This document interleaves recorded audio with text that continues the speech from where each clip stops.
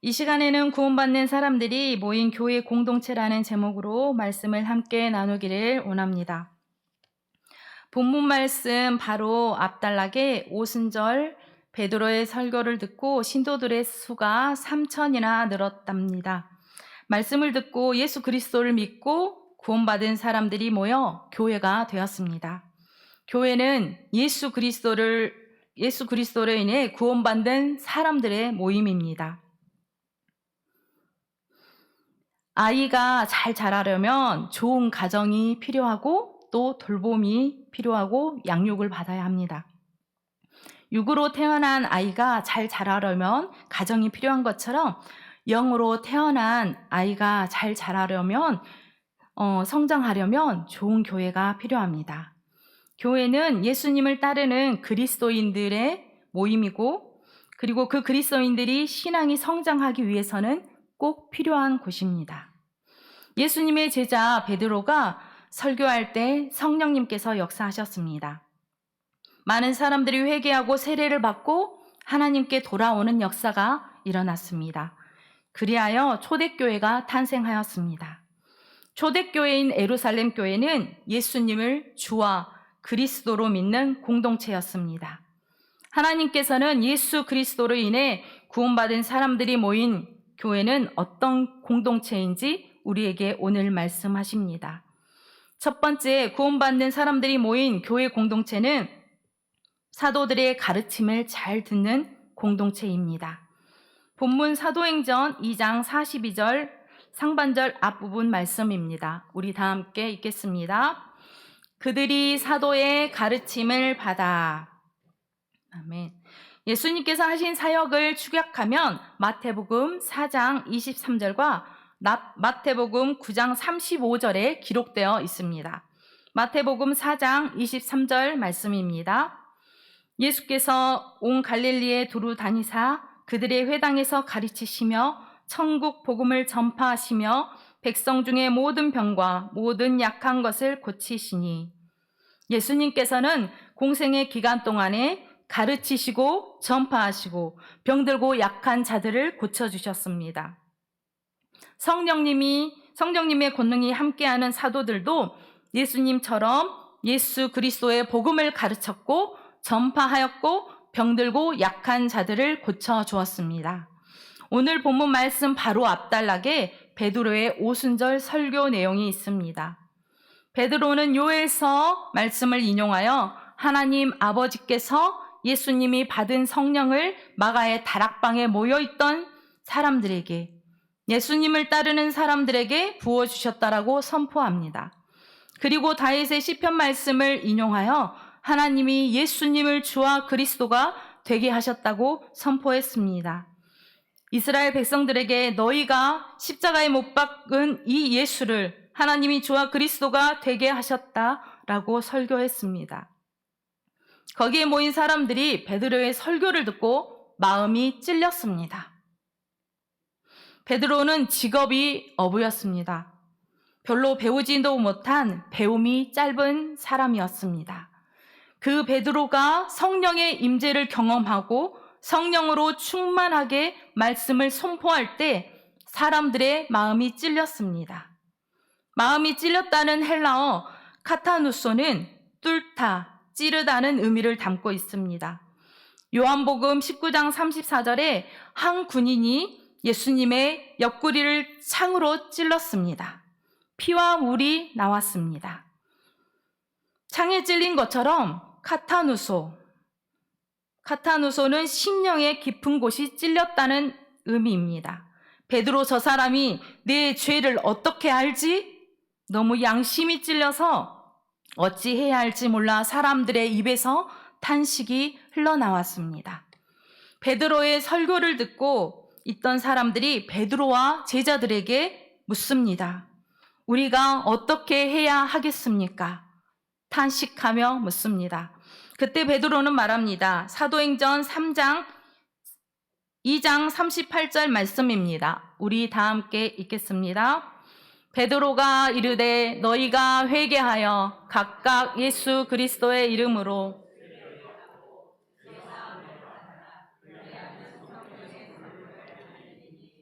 아멘. 베드로는 성령님의 충만한 임재 가운데 이 말씀은 하나님께서 부르시는 모든 사람들에게 주신 말씀이라고 선포했습니다. 그리고 많은 말로 증언하고 잘못된 세대로부터 구원을 받으라고 담대하게 선포했습니다. 그 자리에 모인 사람들은 베드로의 설교를 듣고 예수님의 죽음이 바로 자신 때문이라는 것을 깨달았습니다. 예수님께서 나 때문에, 내 죄 때문에 대신 죽으셨다는 것이 믿어졌습니다. 베드로의 설교를 자신을 향한 하나님의 말씀으로 받아들였습니다. 그래서 각 사람들은 세례를 받고 예수님을 따르는 성도가 되었습니다. 배움이 짧은 베드로였지만 성령 충만함으로 성령 권능을 받아 예수 그리스도의 십자가의 죽음, 부활, 승천, 다시 오심을 전할 때 3,000명의 사람이 깊이 회개하며 하나님께 돌아오는 역사가 일어났습니다. 어떻게 그런 일이 일어났을까요? 먼저는 성령님께서 역사하셨기 때문입니다. 성령님께서 베드로의 설교에 역사하셔서 하나님의 말씀으로 들려졌습니다. 말씀이 살아있고 힘이 있었습니다. 그리고 그 자리에 있던 회개하고 구원받은 사람들은 베드로가 전하는 설교에 마음을 열고 잘 들었습니다. 로마서 10장 17절 말씀입니다. 다 함께 읽겠습니다. 그러므로 믿음은 들음에서 나며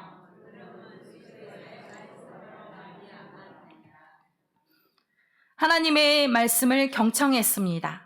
베드로보다 자신이 더 많이 배웠어도, 더 유식해도 베드로가 전하는 하나님의 말씀을 겸손히 들었습니다. 베드로가 전하는 설교를 하나님의 말씀으로 받아들였습니다. 그랬을 때 하나님의 말씀이 그들의 심령을 쪼개고 완고한 마음들이 귀경되고 뒤집어졌습니다. 성령님께 압도되어 옥토밭이 된 그들의 마음에 예수 그리스도의 복음이 심겨졌고 예수님을 주님, 구원자로 믿게 되었습니다. 그렇습니다. 교회는 예배 가운데 설교자를 통해 하나님의 말씀이 선포되는 곳입니다. 마음의 문을 열고 경청하는 성도에게 성령님께서 역사하십니다. 귀담아 잘 듣는 성도에게 성령님께서 하나님의 말씀을 깨닫게 하십니다. 사람이 말씀을 선포하지만 하나님의 말씀을 받아들여집니다. 그러한 성도에게 하나님의 은혜가 전달되고 말씀을 통하여 진정한 회심이 일어나고 자신이 죽을 수밖에 없는 죄인임을 깨닫게 됩니다. 예수님을 주와 그리스도로 고백하게 됩니다. 사랑하는 성도 여러분, 베드로가 설교하는 곳에 있던 사람들처럼 하나님의 말씀에 반응하십시오. 성령님께 도우심을 구하시고 마음의 문을 여십시오. 자신이 가진 신념, 아집, 선입견을 내려놓고 하나님의 말씀을 잘 들으십시오. 하나님의 말씀에 경청하고 아멘으로 화답하십시오.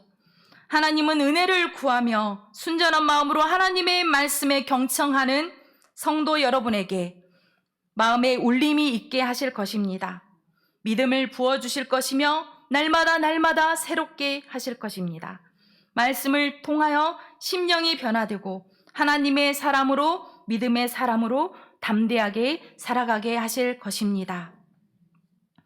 두 번째, 구원받은 사람들이 모인 교회 공동체는 서로 교제하며 베품과 나눔이 있는 공동체입니다. 본문 사도행전 24장 42절 상반절 말씀입니다. 그들이 사도의 가르침을 받아 서로 교제하고, 교제하다는 헬라어로 코이노니아입니다. 고린도후서 13장 13절에도 코이노니아가 나옵니다. 우리 다 함께 읽겠습니다. 주 예수 그리스도의 은혜와 하나님의 사랑과 성령의 교통하심이 너희 무리와 함께 있을지어다. 아멘.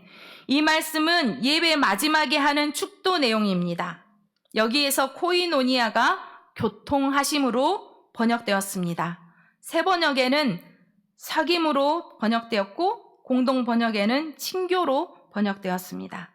코이노니아는 주 예수 그리스도를 믿는 한 형제 자매가 된 사람들이 모인 교회 공동체의 모습입니다. 성도의 교제, 성도의 사귐, 성도의 친교는 초대교회의 큰 특징이었습니다.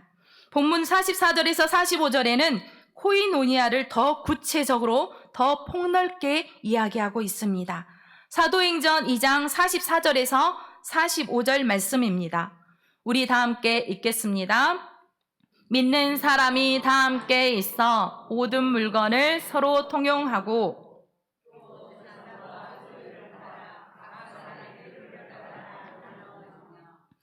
통용은 코이나로 코이노니아와 동일한 어원을 갖고 있습니다.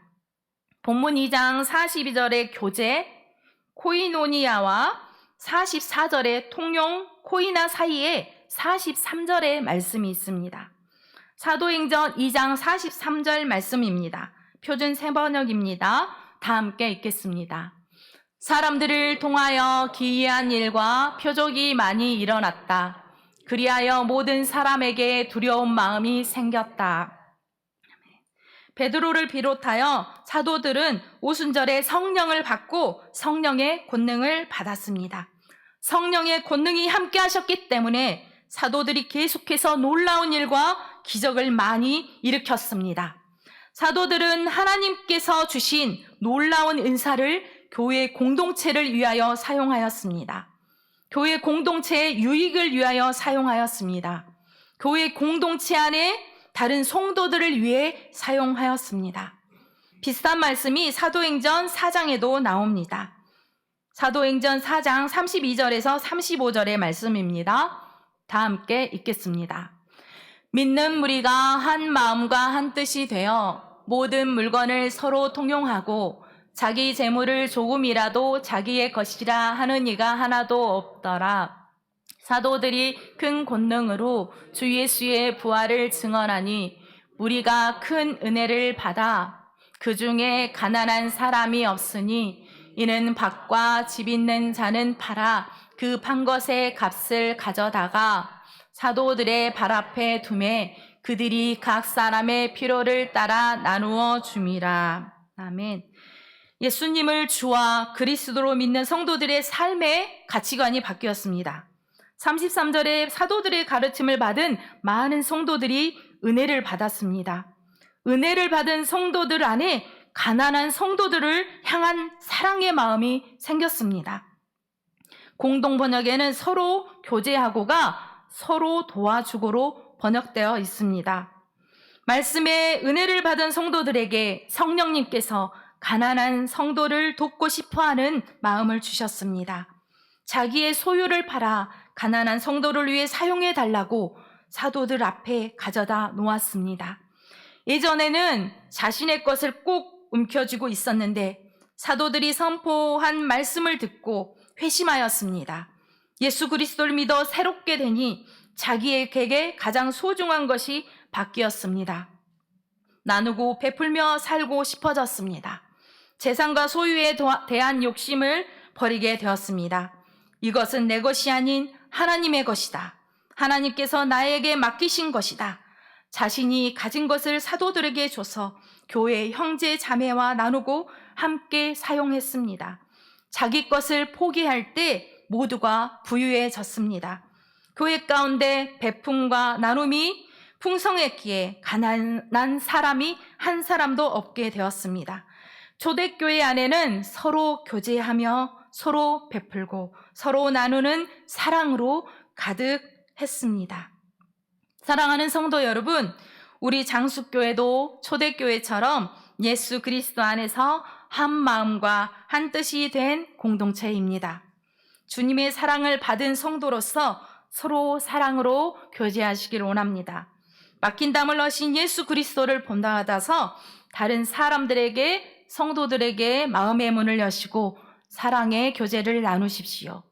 우리가 가진 것은 하나님께서 주신 것이기에 하나님의 것임을 인정하며 청지기로서의 삶을 살아가십시오. 하나님께서 말씀하실 때 마음에 감동을 주셨을 때 기꺼이 나누시고 베푸십시오. 섬김의 봄을 보여주신 우리 예수 그리스도를 본받아서 우리도 서로 섬기고 사랑하며 우리 교회 안에 사랑의 교제가 풍성하길 바랍니다.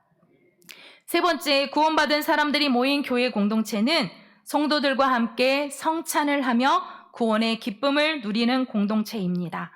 본문 사도행전 2장 42절 말씀입니다. 새 번역입니다. 다 함께 읽겠습니다. 그들은 사도들의 가르침에 몰두하며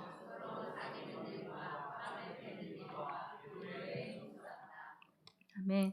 3세기 이전에는 십자가를 세운 교회 건물이 없었습니다.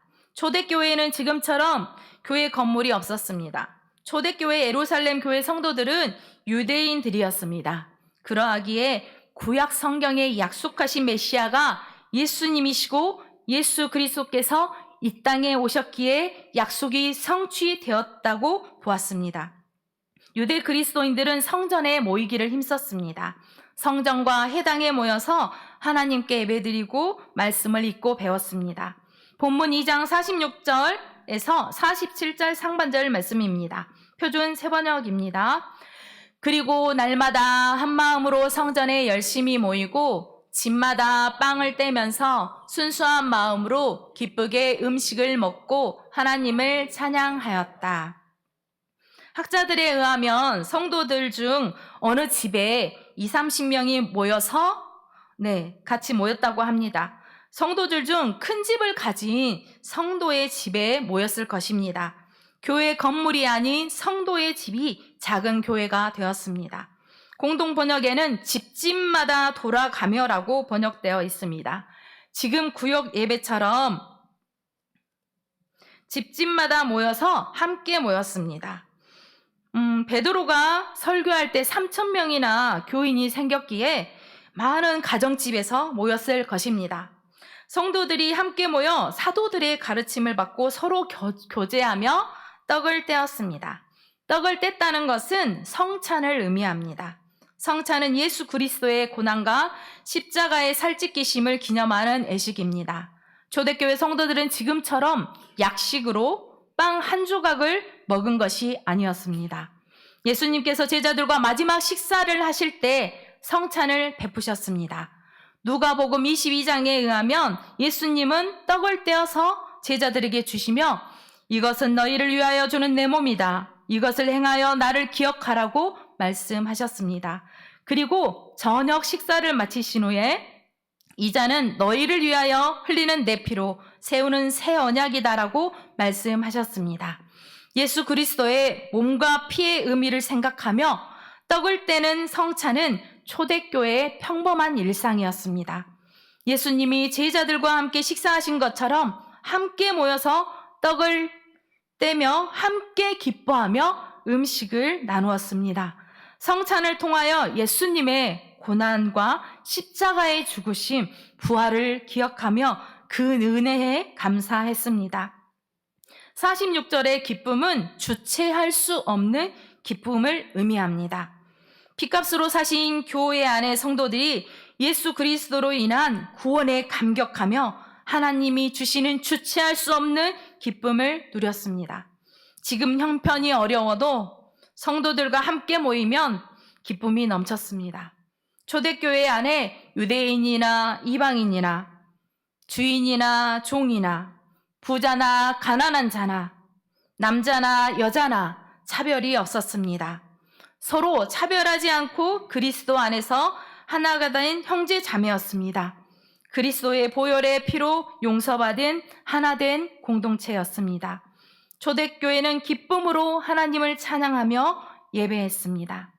사랑하는 성도 여러분, 우리 교회도 초대교회처럼 예수 그리스도로 인해 하나된 공동체임을 기억하십시오. 모습은 달라도, 형편은 달라도, 생각은 달라도 하나님의 아들, 딸이 된 형제 자매입니다. 서로 더 많이 사랑하시고 품어주시고 함께 식사할 때도 기쁨이 끊이지 않는 우리 교회가 되길 바랍니다. 성찬 예식을 할 때에도 형식적으로 드려지는 예식이 아니라 성찬 가운데 임하시는 예수 그리스도의 은혜를 누리시며 감사하시고 감격하시기를 바랍니다. 네 번째, 구원받은 사람들이 모인 교회 공동체는 함께 모여 기도에 힘쓰는 공동체입니다. 본문 사도행전 2장 42절 말씀입니다. 우리 다 함께 읽겠습니다. 그들이 사도의 가르침을 받아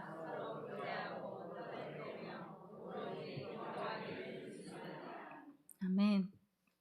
교회는 만민이 기도하는 집입니다. 하나님께 기도하는 것이 교회의 정체성을 나타냅니다. 교회의 각 지체인 성도는 하나님께 기도하는 사람입니다. 하나님께 기도하는 사람들이 모인 곳이 곧 교회입니다. 마가복음 11장 17절 말씀입니다. 우리 다 함께 읽겠습니다. 이에 가르쳐 이르시되 기록된 바 내 집은 만민이 기도하는 집이라. 너희는 강도의 소굴을 만들었도다 하시매. 사도행전 1장 4절에 예수님께서 사도들에게 예루살렘을 떠나지 말고 아버지께서 약속하신 것을 기다리라고 명령하셨습니다. 그 말씀에 순종하여 마가의 다락방에 예수님을 따르는 제자들이 다 함께 모여 있었습니다. 그들이 열심히 힘을 다해 기도하며 주님께 약속하신 성령님을 기다렸습니다. 오순절에도 약 120명이 함께 모여 있었습니다. 그들은 다른 사람들과 이야기하고 쉬고 있었던 것이 아닙니다. 사도행전 1장 14절의 말씀처럼 한 마음으로 오로지 기도에 힘썼습니다. 사도행전 1장 14절에서 15절 상반절의 말씀입니다. 우리 다 함께 읽겠습니다. 여자 예수의 어머니 마리아와 예수의 아우들과 더불어 마음을 같이하여 오로지 기도에 힘쓰더라. 모인 무리의 수가 약 120명이나 되더라. 공동 번역에는 그들은 모두 마음을 모아 기도에만 힘썼다고 번역되어 있습니다. 사도행전 1장 14절에 힘쓰고는 본문 2장 42절, 46절에도 나옵니다. 힘쓰고는 어떤 일에 모든 정성과 마음을 쏟는 것을 의미합니다. 예수님을 따르는 사도들, 예수님의 어머니, 동생들, 여제자들 등 120명 정도가 함께 모여서 기도에 힘썼습니다. 오순절에도 모두 함께 모여서 기도에 힘썼습니다. 그때 갑자기 하늘에서 세찬 바람이 부는 듯한 소리가 들려오더니 온 집안에 가득 찼습니다. 불길이 솟아오르는 것 같은 혀들이 나타나 각 사람 위에 내려앉았습니다. 각 사람에게 성령님이 임하셨습니다. 성령님이 임하신 사람들은 모두 성령으로 충만해졌고 자기의 의지와는 상관없이 성령님이 시키시는 대로 각각 방언을 하기 시작했습니다. 많은 사람들이 몰려와서 각각 자기네 지방말을 하는 것을 보고 신기했습니다. 어떤 사람들은 저들이 하나님의 큰일을 방언으로 말하고 있다라고 하고, 또 어떤 사람들은 세수에 취했다라고 말하기도 했습니다. 한 마음으로 한 곳에 모여 예수님께서 약속하신 성령님을 기다리며 간절하게 진실되게 힘을 다해 한 마음으로 오로지 기도에만 힘썼을 때 놀라운 일이 일어났습니다. 하나님의 영이신 성령님께서 그곳에 모인 각 사람 위에 임하셨습니다. 본문 2장 42절의 기도는 온문에 복수로 되어 있습니다. 복수로 되어 있다는 것은 성도들이 함께 모여 한 마음과 한 뜻으로 합심하여 기도했다는 의미입니다. 오순절 마가의 다락방에서 120여 명이 합심하여 기도했던 것처럼 초대교회 성도들은 마음을 다해 정성을 다해 함께 모여서 합심해서 기도에 힘썼습니다. 마태복음 18장 9절 말씀입니다. 표준 세번역입니다. 우리 다 함께 읽겠습니다. 내가 진정으로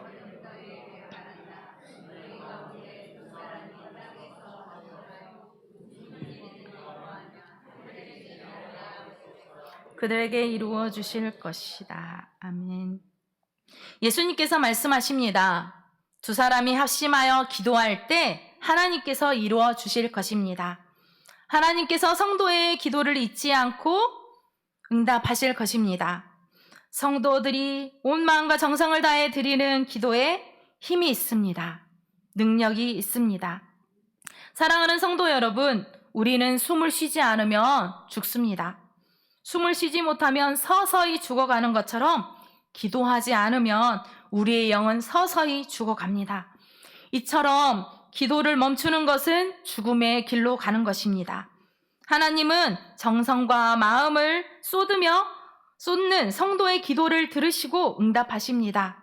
기도를 통하여 하나님의 뜻을 보여주시고 인생에 개입하시고 인도해 주십니다.